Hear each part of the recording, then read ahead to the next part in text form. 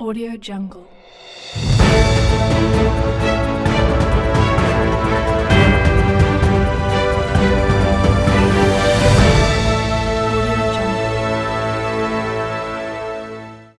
Hello, my name is Susie and I'm going to take you through chiaroscuro lighting in film and photography.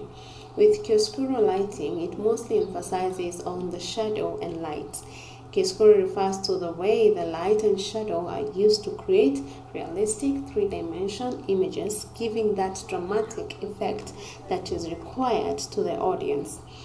So with different lighting angle placing, they give different shadow and light effects, that's creating the three-dimensional effect. With the three-dimensional depths, they create a suspense and ambiguity to the subject. The aspect of lighting, which is consequences of lighting. So the aesthetic part of lighting is what the consequences of lighting will be. If you place the angle of lighting at a certain position, it gives you a certain consequence towards the subject.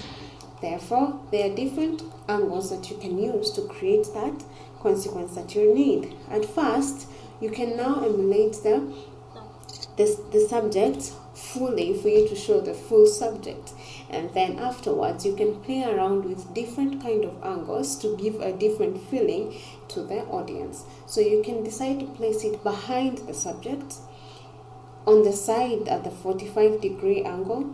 You can play around with several angles to create a certain feeling, a certain objective towards the subject. If you want to maybe to create a certain feeling towards the audience on the subject, you may want to now place the lighting at a certain angle for you to give that feeling that you need.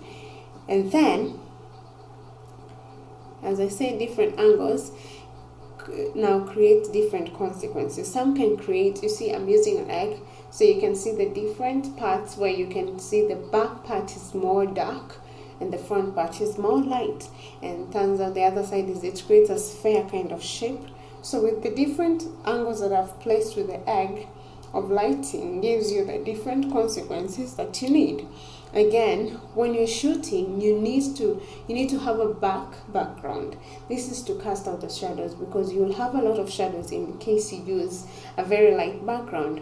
So you need to have a black one that is going to at least get rid of the shadows, help get rid of the shadows. And another thing is, if you want to at least get rid of entire shadows, although mine is not that perfect, you might want to shoot by placing the main source of light at least 2 meters away from the subject. That helped me at least get rid of the shadows of the bottle and the egg that would come in case there was a lot of light nearby. The shadow will now be there, creating an unfocused item, an unfocused audience, because there are so many distractions on the background.